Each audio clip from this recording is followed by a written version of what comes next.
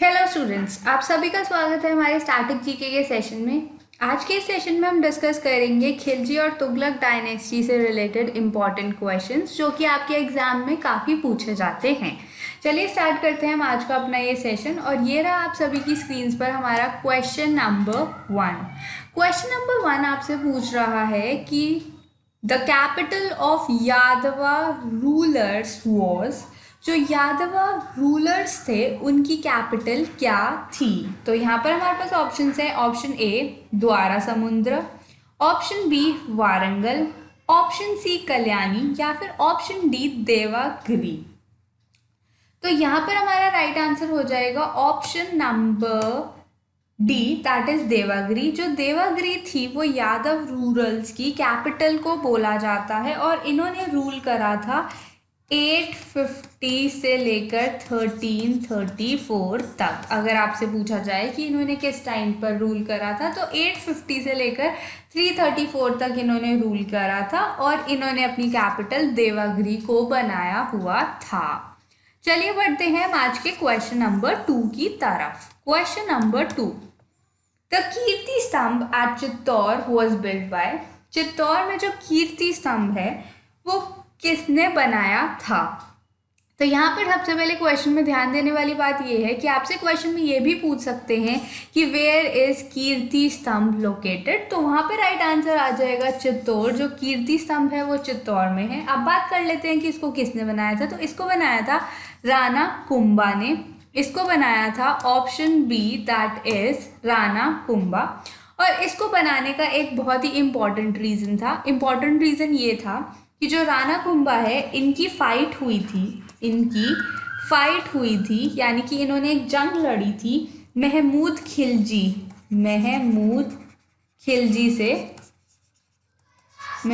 खिलजी जो मालवा से बिलोंग करते थे। इन्होंने महमूद खिलजी से एक फाइट लड़ी थी जिसमें महमूद खिलजी को मिली थी डिफीट और जो राणा कुंभा थे उनको मिली थी विक्ट्री। और उनको विक्ट्री मिली तो उन्होंने अपनी विक्ट्री को सेलिब्रेट करने के लिए कीर्ति स्तंभ बनाया था जो कि चित्तौर में है। तो ये आपके एग्जाम में भी पूछा जा सकता है कि राणा कुंभा की लड़ाई किससे हुई थी और उस लड़ाई में कौन जीता था, जिसके बाद कीर्ति स्तंभ को बनाया गया। चलिए बढ़ते हैं हम अपने क्वेश्चन नंबर 3 की तरफ। Question number 3, The Delhi general who successfully advanced up to Madurai was।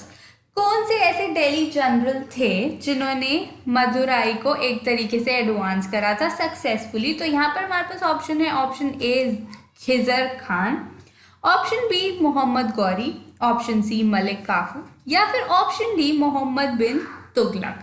तो यहाँ पे हमारा राइट आंसर बन जाएगा option C, that is Malik Kafur. जो मलिक काफूर थे वो एक तरीके से स्लेव जनरल थे।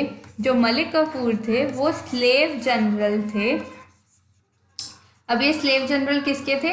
ये स्लेव जनरल थे, एक मिनट, ये स्लेव जनरल थे अलाउद्दीन खिलजी के। अलाउद्दीन खिलजी एक बहुत ही फेमस सुल्तान रह चुके हैं हमारी इंडियन हिस्ट्री के। ये खिलजी डायनेस्टी से बिलोंग करते थे और जो मलिक काफूर थे वो उनके स्लेव जनरल थे अलाउद्दीन खिलजी के। और जो ये मलिक काफूर थे इन्होंने अलाउद्दीन खिलजी के लिए डेक्कन टेरिटरी, देवगिरी, मदुराई, वलंगर और द्वारा समुद्र, चारों की डेक्कन टेरिटरी इन्होंने अलाउद्दीन खिलजी के लिए जीती थी। कौन कौन सी जीती थी? मदुराई, देवगिरी, उसके बाद द्वारा समुद्र और लास्ट में उन्होंने मदुराई, देवगिरी, द्वारा समुद्र और वारंगल की डेक्कन टेरिटरी जीती थी इन्होंने अलाउद्दीन खिलजी के लिए। तो ये एक तरीके से अलाउद्दीन खिलजी के लिए बहुत ही इम्पॉर्टेंट माने जाते हैं, इम्पॉर्टेंट स्लेव जनरल माने जाते हैं क्योंकि इन्होंने अलाउद्दीन खिलजी के लिए मदुराई, देवगिरी, द्वारा समुद्र और वारंगल की डेक्कन टेरिटरी जीती थी। तो आपसे एग्जाम में ये भी पूछ सकते हैं कि who was the Delhi general who successfully advanced up to Devagiri और समुद्र द्वारा समुद्र और वरंगल। तो आपका राइट आंसर उस टाइम पे भी मलिक कफूर माना जाएगा। और अगर आपसे क्वेश्चन में पूछते हैं कि ये किसके स्लेव जनरल थे, तो आपको पता है ये अलाउद्दीन खिलजी के स्लेव जनरल थे। चलिए बढ़ते हैं क्वेश्चन नंबर 4 की तरफ। The famous Kohinoor diamond was produced from one of the mines इन। कोहिनूर हीरे के बारे में तो सभी जानते हैं। तो क्वेश्चन आपसे पूछ रहा है कि जो फेमस कोहिनूर हीरा है वो कौन सी माइंस में बना था, मतलब कहाँ की माइंस में उसको बनाया गया था। अगर हम बात करें कोहिनूर की, तो कोहिनूर का मतलब होता है माउंटेन ऑफ लाइट। कोहिनूर का मतलब होता है माउंटेन ऑफ लाइट। और अगर हम इस क्वेश्चन के राइट आंसर की बात करें तो उसका राइट आंसर हो जाएगा option D, that is Golconda. जो गोलकोंडा है वहाँ पर कोहिनूर हीरे को प्रोड्यूस करा गया था। और बेसिकली कोहिनूर हीरा हमें मिला कहाँ था, तो कोहिनूर हीरा हमें मिला था गंटर में, जो कि है आंध्र प्रदेश में। कंटर में मिला था जो कि है आंध्र प्रदेश में। और उसको कौन सी माइंस में प्रोड्यूस किया गया था, तो वो है गोलकोंडा। तो आपसे पूछ सकते हैं कि कोहिनूर हीरा कहाँ मिला था, उसका क्या मतलब होता है, या फिर उसको कौन सी माइंस में प्रोड्यूस करा गया था। चलिए बढ़ते हैं अपने नेक्स्ट क्वेश्चन की तरफ, that is question number 5। Question number 5 आप सभी की स्क्रीन पर। Who is regarded as the second Alexander?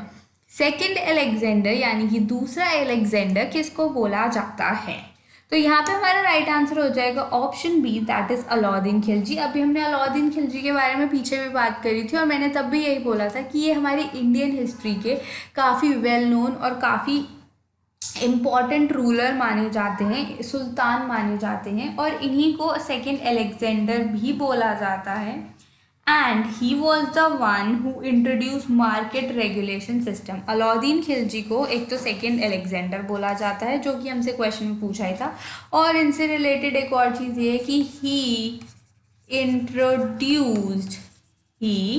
introduced market regulation system. इन्होंने मार्केट रेगुलेशन सिस्टम इंट्रोड्यूस करा था। आपसे क्वेश्चन में पूछ सकते हैं कि which of the following rulers introduce market regulation system, तो वहाँ पे आपका राइट आंसर हो जाएगा अलाउद्दीन खिलजी। बेसिकली इन्होंने अपनी आर्मी की उनको एक लो सैलरी पे रखने के लिए मार्केट रेगुलेशन सिस्टम निकाला था, जिससे एक तरीके से एक्सपेंसेस बच सकें।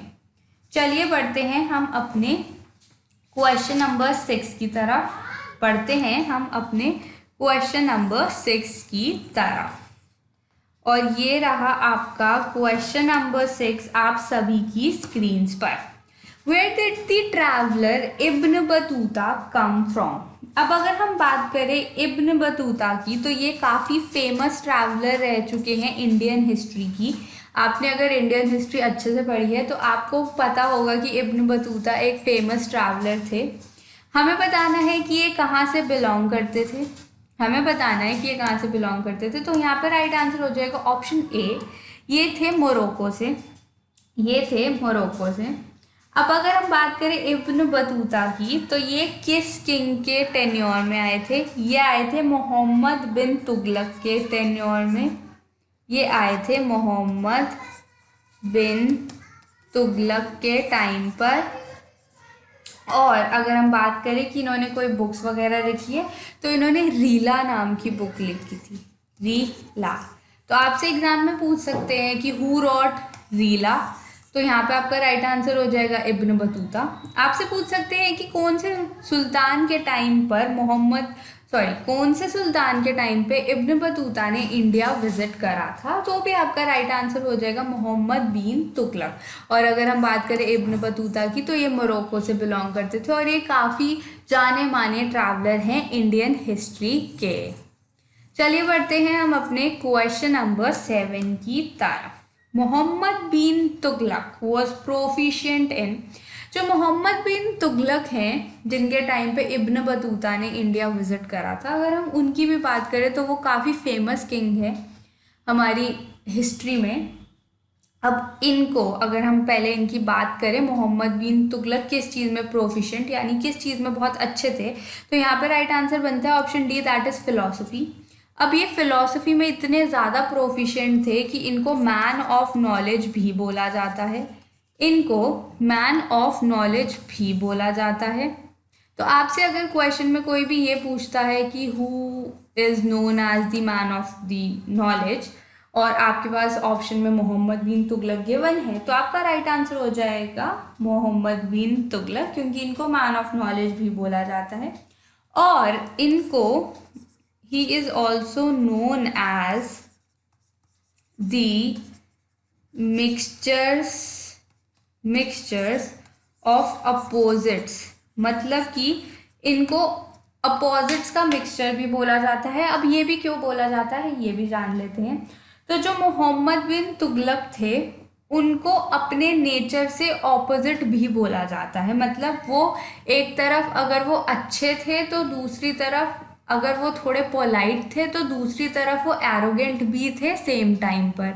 अगर उनको बोला जाता है कि उनके पास बहुत ज़्यादा नॉलेज थी तो वो उस नॉलेज को यूज़ नहीं कर पाते थे, तो ऐसे रीजंस की वजह से उनको मिक्सचर्स ऑफ अपोजिट्स भी बोला जाता है। तो एग्ज़ाम में आपसे पूछ सकते हैं कि who is known as the man of knowledge या फिर who is known as the mixtures of opposites, तो वहाँ पे आपका राइट आंसर हो जाएगा मोहम्मद बिन तुगलक। और ये प्रोफिशिएंट थे फिलॉसफी में, मतलब इनकी काफ़ी ज़्यादा नॉलेज थी इनके पास में, तभी इन्हें मैन ऑफ नॉलेज भी कहा जाता है। चलिए बढ़ते हैं हम क्वेश्चन नंबर 8 की तरफ। Who was the Delhi sultan to impose jizya on Brahmins, Brahmins पर जिज़्या किस दिल्ली के सुल्तान ने लगाया था?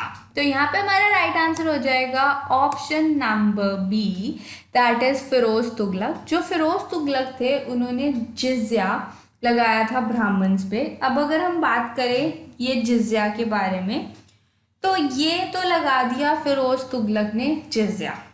इसके बाद जब अकबर जब आए तो उन्होंने इस जिज़्या को हटा दिया ब्राह्मण के ऊपर से। तो बेसिकली जो अकबर थे उन्होंने एबॉलिश कर दिया था। उसके बाद जब अकबर के बाद दोबारा से औरंगजेब आए जो कि काफ़ी क्रूअल किंग थे, उन्होंने उसको री इम्पोज कर दिया था।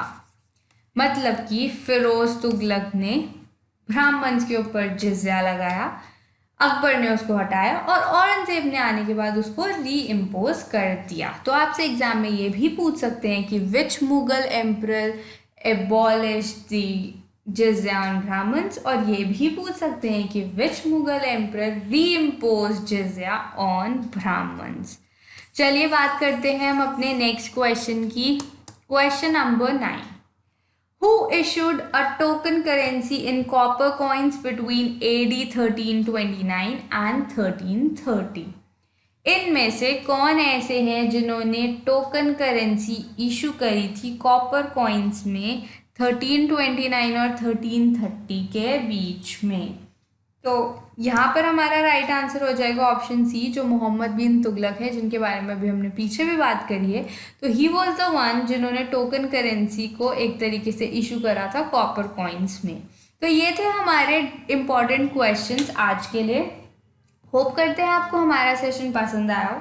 अगर सेशन पसंद आया हो तो वीडियो को लाइक करें, ज़्यादा से ज़्यादा शेयर करें, और अगर आप हमारे चैनल पे फर्स्ट टाइम आए हैं तो चैनल को सब्सक्राइब करना मत भूलें।